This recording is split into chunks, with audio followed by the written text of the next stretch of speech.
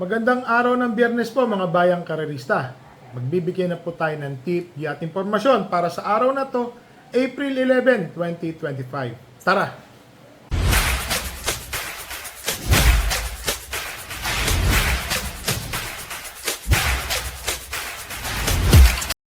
So mga bayang karerista, ngayong araw ng Biyernes, meron pong hinandang 7 karera. Pakita ko lang po ang ating kopya. Ano? Medyo kapal na mahirap.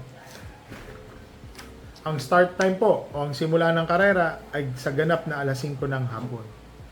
Race number 1, 3-year-old and above maiden race. Placer, yun po ang nakalagay dito. Yung mga natimbang ng segundo, tersero, kwarto. At isama na rin po natin dyan yung mga bagong takbo sa novatos. Alam niyo na, kasi bagsak talaga nun is placer po. Hindi yung gano'n. Yun po yun. So, dito po sa race number 1, 1,400 meters, 13 runners. First choice, entry number 2, Trusted One. Kabayo po ni Boss Sandy Javier, BG Sandy Javier. Tingin ko po, malaki po ang panalo kasi runner po ito sa ibang bansa. Oho. At kung mapapansin niyo po, Ace of Diamond ang nasigunduan niya, which is winner po yan sa Singapore ni Boss Sandy Javier. Para sa akin po, si Trusted One, first choice. Kahit 1.29 po yung ginawa niya noon, iba naman po yung pacing at galing nung nakakalaban niya. So, maaaring mag-improve pa ho si Trusted One. Second choice, entry number 10, The King's Charm, RM Garcia. May bali-balita po na maganda po ang kanyang naitrangko. Pasensya na, marami na hong nangangandidato. Nakabalik na pala tayo sa bahay. Oho, yan po, naririnig niyo po. Marami na pong nag-iikot ngayon. So, second choice po, entry number 10, King's Charm. May bali-balita po tayo na maganda po ang kanyang natrangkuhan sa 1,200 meters. Parang 1.12 media.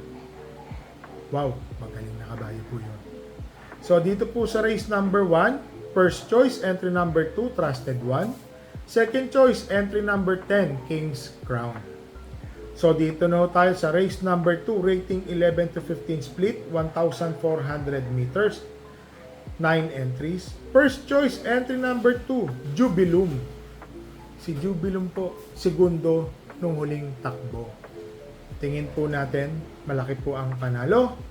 Pero alam niyo naman, kayo po ang masusunod pagdating sa tayaan. Second choice, entry number 6, Beautiful Day. May napansin lang po kasi ako kay Beautiful Day, mga bayang karalista. Naiwan po kasi ito.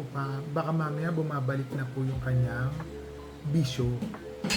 Para sa akin po, mababa po sa laban si Beautiful Day. Ha? Tandaan niyo po, kanya-kanya po kasi tayong tingin. Kagaya ko bilang horse owner, nakikita po natin na may buti po itong Beautiful Day. Naiwan, pumaskas, lumapit po yan hanggang kwarto. Dahil naiwan siya, tingin ko po, malaki po ang panalo kung sakaling makakasabay lang po si Beautiful Day. Naglagay din po ako ng third choice. Entry number 1, Namayan. Mababa na rin po sa laban. Na tersero po ata ito ng huling takbo kung di po ako magkamali. Isa rin po ito sa naiwanan sa salida. Para sa akin po, malaki din po ang panalo ni Namayan kung sakaling may sasabay lang din po yung kabayo. So dito sa race number 2, first choice, entry number 2, Jubilum. Second choice, entry number 6, Beautiful Day. Third choice, entry number 1, Namayan. So dito na tayo sa race number 3, 11 runners, 1,400 meters, rating 6 to 10 split. First choice, entry number 3, California King. Kung sakali pong bumalik na po ang buti nito, kasi painam na po, paganda na po 1.31, dati po ito nag-1.28 mga bayang karalista sa same distance. Tingin ko malaki na po ang panalo ni California King.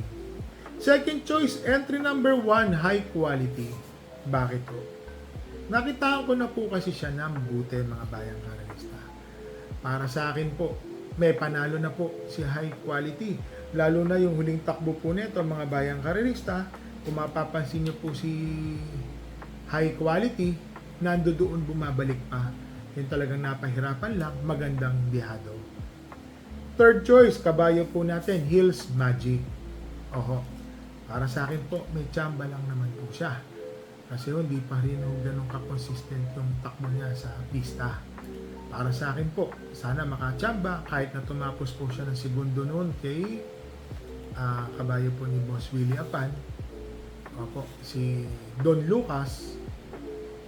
Para sa akin po, sana makatsamba, manalo. Naglagay po ako ng tuldok o yung tinatawag na fourth choice, French leather. Bagong baba din po ito. Kung mapapansin po natin ang kanyang mga tiyempo. Dati po ito nag-uuno 28, 27 media sa same distance. Tingin ko po, malaki din po ang panalo ni French leather. So dito po sa race number 3, first choice, entry number 3, California King.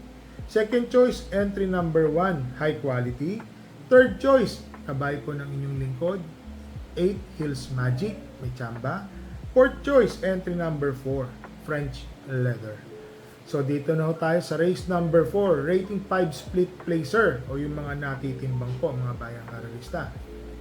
First choice, entry number 7, Himanchi. Ito po kasing si Himanchi. Para sa akin po, nandoon na po yung buti niya talaga. Bakit to?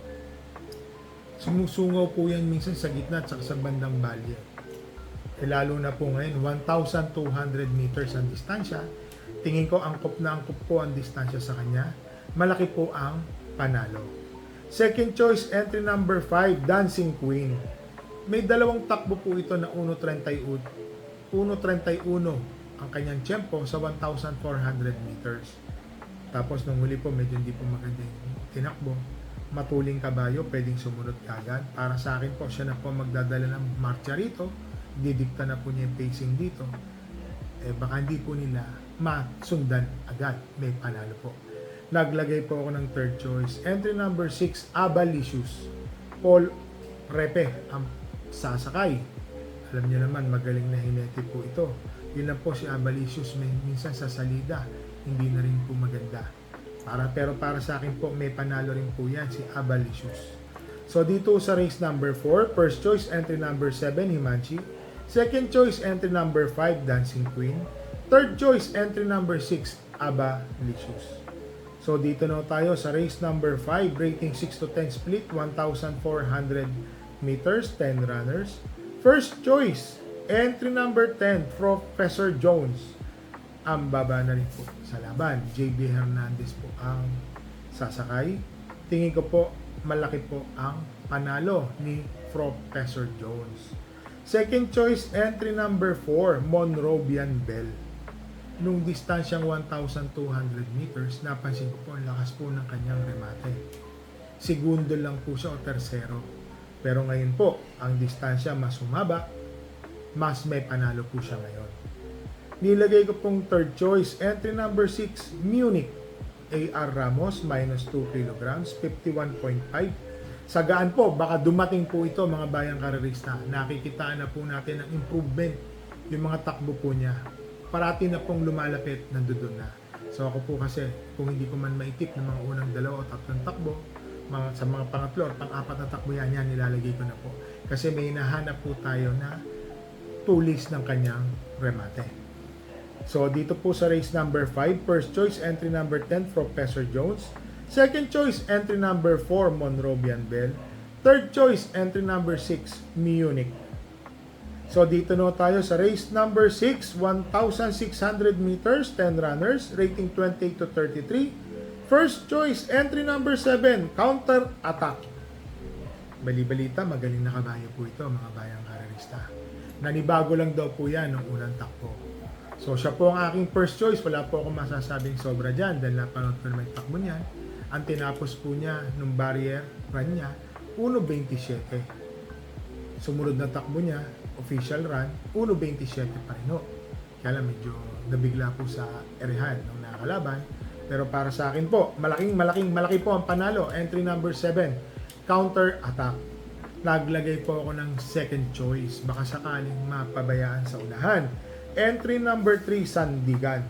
Nagre-review din po tayo. Si Sandigan po, meron po siyang tiyempong 1.12 sa 1,200. Ako po kasi pag ang karera mas mahaba, mas gusto ko pong tayan is yung mga debandera. Bakit to? Baka lahat po sila nag-aabangan, nagkakapigilan, lalayag ng lalayag. Kada lapit nila, layo pa lang din ng palayo, yung nasa unahan. So, second choice ko po yan, Sandigan. So, dito sa race number 6, first choice, entry number 7, counter attack. Second choice, entry number 3, Sandigan. So, dito na po tayo sa last race. Race number 7, 13 runners, rating 16 to 21 split, 1,400 meters. First choice, entry number 7, Calendar Girl. Si A. Reyes po ang papatong. Tingin ko po, malaki po ang panalo ni Calendar Girl, mga bayang karerista. Bakit to? Ang dami pong matuling dito. Gaya po ng sinabi ko sa inyo, dito po sa karera na to, para sa akin po, paratingan, medyo may kahirapan. Second choice po, entry number 5, Dom Sat 7, isang deremating kabayo. Alam naman natin, ilang panalo po ang ginawa nito. Nakadalawa or tatlong panalo, tas always in the money po nagiging takbo niya, ha, mga bayang karerista. Ngayon po, medyo maganda po ang laban niya, si Dom Sat 7. Para sa akin po, may panalo.